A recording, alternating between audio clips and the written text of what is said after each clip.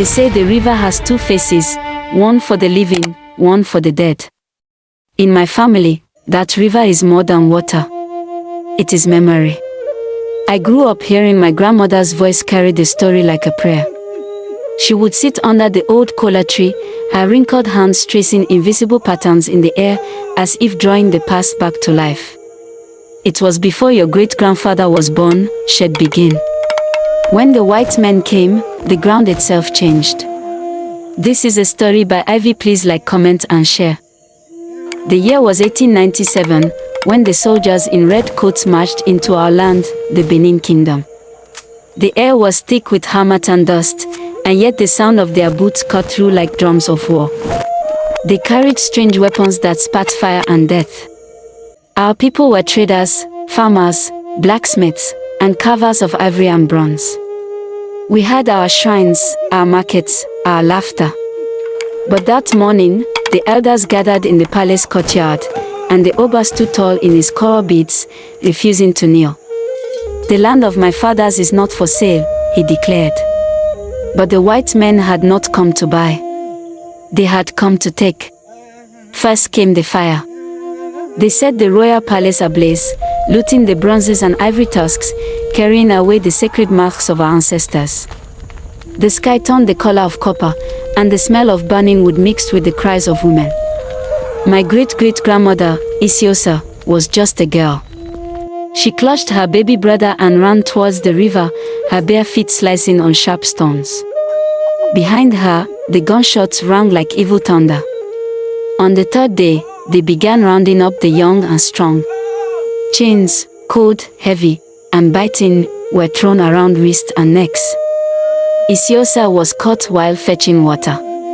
She said the river's surface that day showed her reflection, but with no eyes.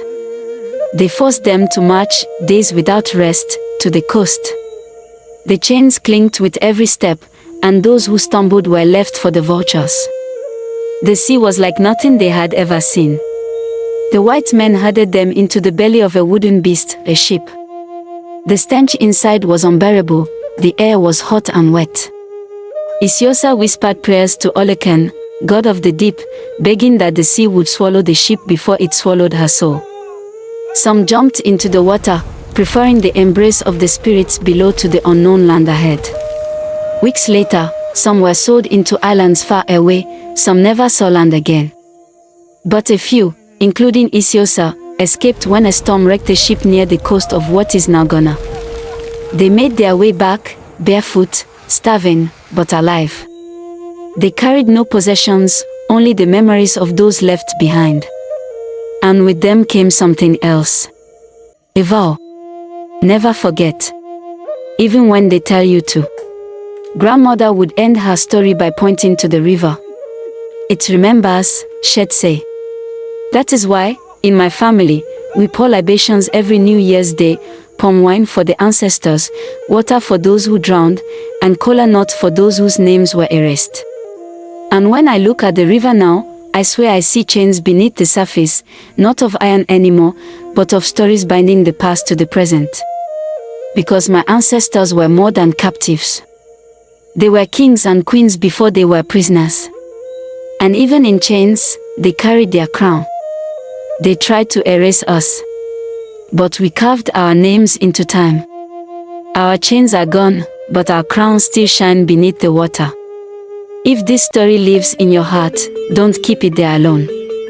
Share it, so the world will remember too.